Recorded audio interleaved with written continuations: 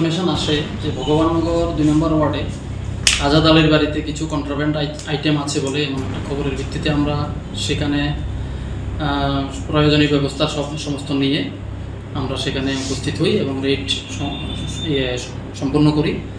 Red চলাকালীন তার বাড়িতে যা প্রসিজার আছে মেনটেন করার সময় এই উক্ত বাড়ির মালিক আজাদ আলী যে নাকি ব্যবসা করে তার বাড়িতে আমরা কিছু কন্ট্রাব্যান্ড আইটেম উদ্ধার করতে পেরেছি।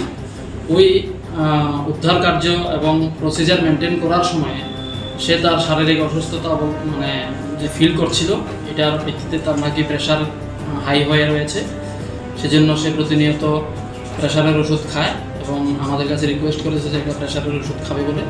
যথারীতি আমরা ওকে চান্স দিয়েছি, আমাদের সিকিউরিটিও ছিল ঘরের মধ্যেই সব কিছু।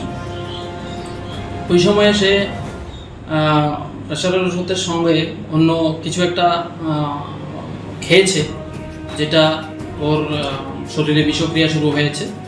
ওর অসুস্থতা আমরা উপলব্ধি করতে পেরে সঙ্গে সঙ্গে আমরা ওকে ঊনকোটি ডিস্ট্রিক্ট হসপিটালে নিয়ে আসি এবং সেখানে ডাক্তারবাবু যিনি কর্তব্যরত ছিলেন উনি প্রয়োজনীয় ট্রিটমেন্ট করছেন।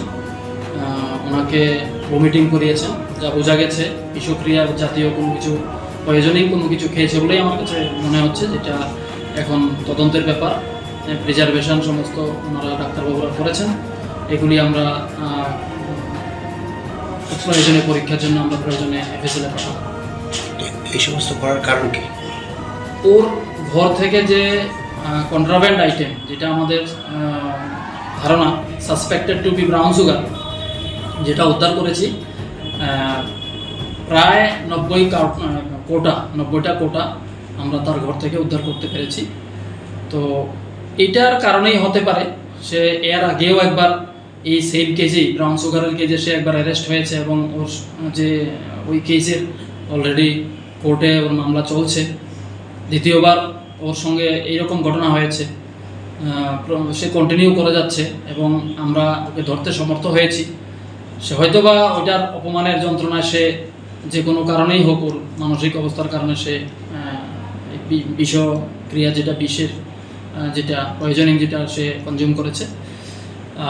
ওর বিরুদ্ধে আমরা যা ওর ঘর থেকে রিকভারি করতে পেরেছি, ওর বিরুদ্ধে আমরা একটা এনডিপিএস মামলা নথিভুক্ত করছি এবং এটার প্রয়োজনীয় তদন্ত শুরু করেছি। আজকে রেডটা কয়টার সময় হয়েছে? এটা আমরা প্রায় 2:30টার সময় আমরা বাড়িতে গিয়েছি। আপনাদের গাড়ি